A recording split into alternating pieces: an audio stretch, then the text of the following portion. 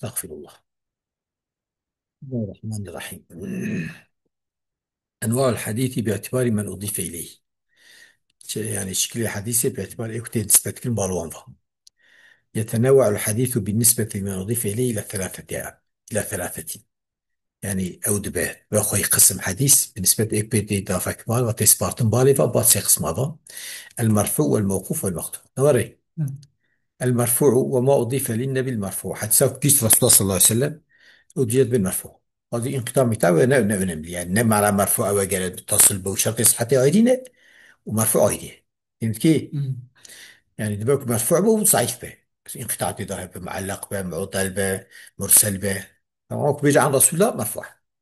الحديث المرفوع هو ما أضاف الصحابي أو التابعي أو من بعدهم يا صحابي يا تابعي أي بشتوان إلى النبي صلى الله عليه وسلم بيجي رسول الله، سواء كان قولا أو فعلا أو تقريرا أو وصفا. بس أوصاف كي أوصاف الأصابع وش دبه نوري تصريحا أو حكما. شو أشخبه أو جسرنا برسولة يعني رفع حقيبة رفع أشخبه يعني رفع أشكال به شيء حكمي به. أنا بيجي مثلا جانا هي صحابي دل صحابي سكين ما تحكي مرفوع ده متصل يصاد أولى ميزة يعني شرط صحتي مرفوع ده ناين لي جراندن يعني وتشكي عيدي وتشكي عيدي دوما بيصاد خازي بلا متصل وخازي بلا لا متصل به. تمام. يقول مرفوع لارتفاع رتبته بإضافته للنبي صلى الله عليه وسلم شكي كنت جاء رسول الله طيب بالنبي وما كنت مرفوع جرا فيخرج بقيد إضافته إلى النبي صلى الله عليه وسلم يعني ذلك بقيد أكو إضافة كل جاء رسول الله الحديث الموقوف شذا ذلك حتى موقوف ذلك أوصى صحابي سكنه هو ما أضيف إلى الصحابي. ويخرج أيضا المقطوع مقطوع سكنه مقطوع كجاء هو ما أضيف إلى التابع فمن دونه يصير تابع يجي بني تابع مين.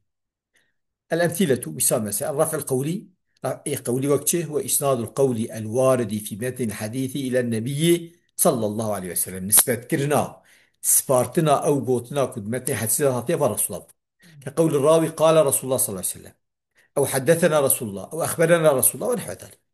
فهمت كيف؟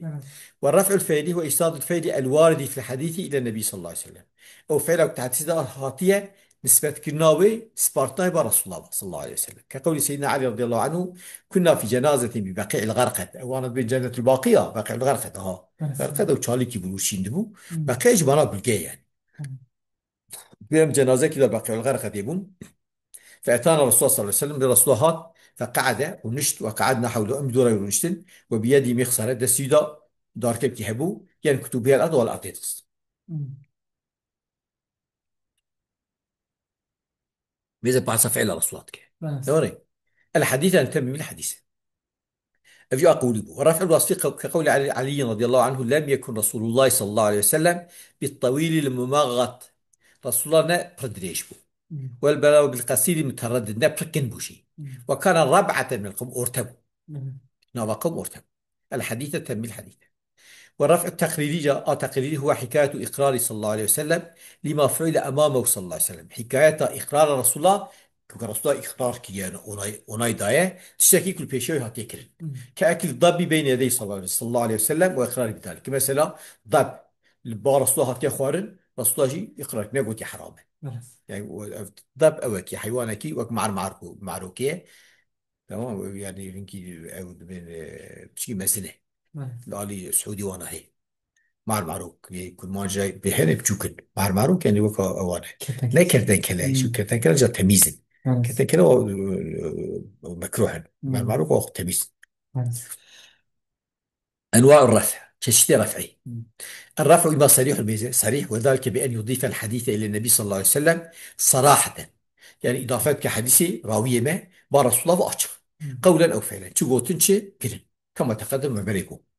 وإما حكمية إذا رفع حكمه أنواع كثيرة نوع يفرق.